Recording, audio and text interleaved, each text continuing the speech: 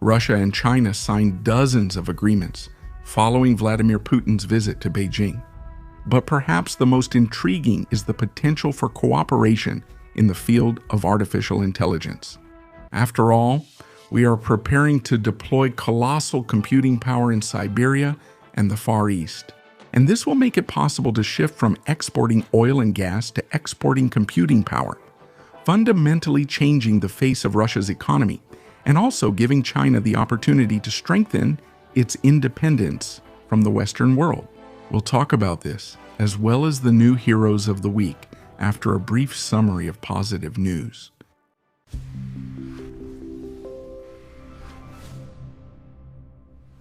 Flight tests have begun for the first two-seat multi-role fifth-generation fighter jet, the Su-57D, at the Northern Shipyard. The Project 22,350 frigate Admiral of the Fleet Gromov has been laid down. In the Leningrad region, two more electric vessels of the Moscow 2.0 project have been launched. In Moscow, two electric vessels of the EM-901L project have been laid down. In Ryazan, a second line for the production of geotextiles has been launched. In Moscow, a computer equipment production facility. In Crimea, a plant for thermal and sound insulation materials. At the Smolensk packaging plant, a new production line, and in Perm, a new blood plasma processing line. In Tatarstan, a large grain terminal.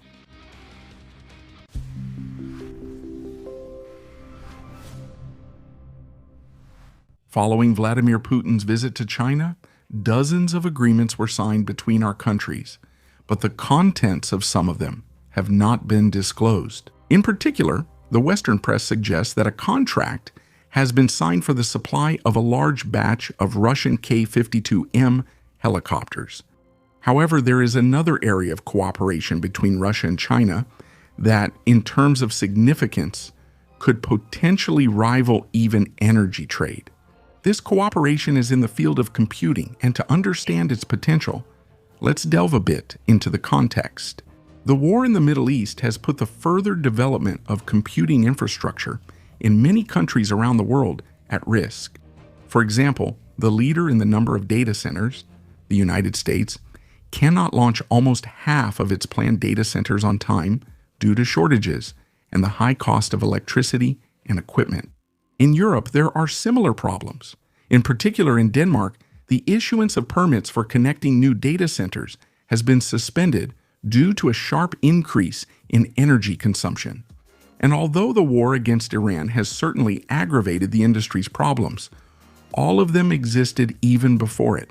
And the main one is the fundamentally unavoidable geographic factor. The fact is that the vast majority of currently operating data centers, which, let me remind you, require constant cooling, are located in countries with unsuitable climatic conditions. For example, Singapore, a significant part of China and India, Thailand, Malaysia, Nigeria, Saudi Arabia, the United Arab Emirates, and other countries are forced to spend too much energy and fresh water to keep their data centers running. And since computing requires more and more resources, the global industry is inevitably reaching a geographical dead end. The solution to this is in Russia.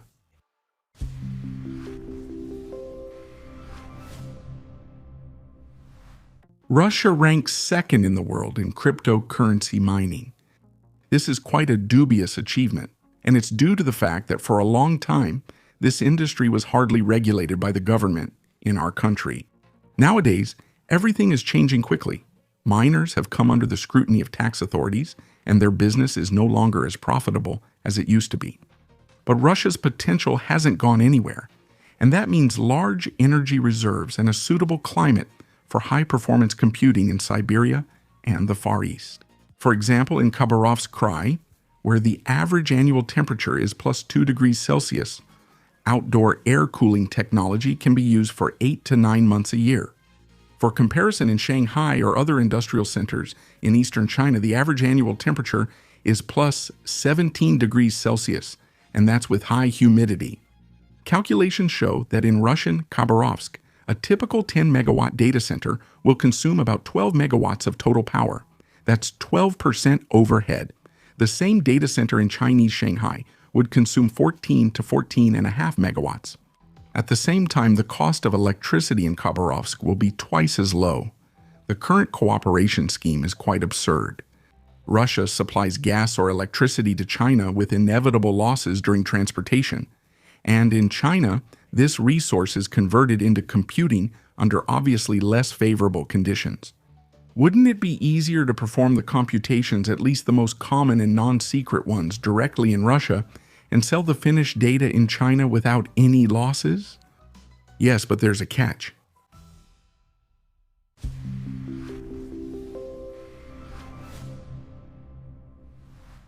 Although all the conditions exist in Russia, it is not yet a global player, and there are only 194 commercial data centers operating in our territory, mostly located in the western parts of the country, in Moscow and St. Petersburg, closer to the main consumers.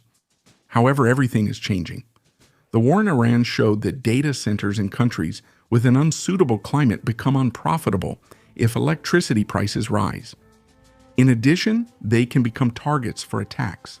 Amazon data centers in Bahrain and the United Arab Emirates have still not resumed operations after being hit by Iranian drones. And it's not just artificial intelligence tools that depend on them, but digitalization as a whole, popular delivery services, taxis, banking, and so on. In this regard, Siberia and the Russian Far East remain protected, again due to geography. And it seems the market has started to realize this. Russian companies have sharply shifted their focus to the regions, and in the Siberian and Far Eastern federal districts in particular, the share of projects there has exceeded 15% and is showing accelerating growth. And at the moment, the government's analytical center has prepared a project for a significant acceleration in the construction of infrastructure for data centers. Right now, due to excessive bureaucracy, getting approval for just one facility can take several years, but the new regulations will eliminate such delays. As for energy reserves, they are sufficient. The powerful hydroelectric power plants Boguchany, Zaya, and Krasnoyarsk are ready to provide up to 1 GW of additional capacity, even without building new generation facilities. And there are plans to start building nuclear power plants soon. So Siberia and the Far East could well become a new digital Klondike in the near future. For Russia, this is about earning money and advancing technology. After all, computing is not just numbers in the cloud, but an industry that drives the entire industrial sector, from the extraction of oil and gas, copper, lithium, and other resources to the production of steel, electrical systems, and of course its own network equipment. Thus, since 2023, the U.S. economy has avoided recession only thanks to capital investments in digital infrastructure. But for us, this is also an excellent way to use the surplus gas, which Europe arrogantly refused, not for export to other countries, but for domestic production. For China, this is not just a way to increase computing efficiency, but also an opportunity to create a strategic reserve digital cluster in the event of a possible conflict with the U.S. After all, as recent events show, data centers have already become a common target, just like military facilities. We will keep you updated on the events. Next, a teaser and a story about heroes.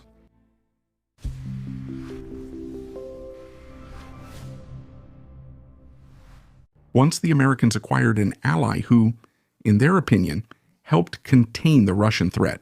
In exchange for this, they provided him with money, military and political support, and also laundered criminal funds in his impoverished country. But over time, the ally got a taste for it and began to feel indispensable. To strengthen his personal power, he introduced the harshest censorship, repression, and torture for dissenters. The Americans demanded that he carry out reforms and reduce the level of corruption, but he laughed in their faces in response and then moved on to direct threats and blackmail. In the end, the patience of the U.S. president ran out. He stopped supplying weapons, and very soon the former ally collapsed under the onslaught of the enemy and fled. This is a story about the relationship between the United States and the regime of Fulgencio Batista in Cuba in the 1950s. But actually, it was repeated in one form or another with other leaders as well. For example, with the Panamanian dictator Manuel Noriega, with the leadership of South Vietnam. Why isn't this working now with Ukraine, even though all the prerequisites are in place? Because it has two defensive trump cards, but Russia also currently has at least three options for ending the special military operation on its own terms. One of which involves measures we saw rehearsed on the night between Saturday and Sunday. I analyze this in detail in the latest episode of my analytical show, 3 Points, available at sponsored.ru. Super. Next, a story about some heroes.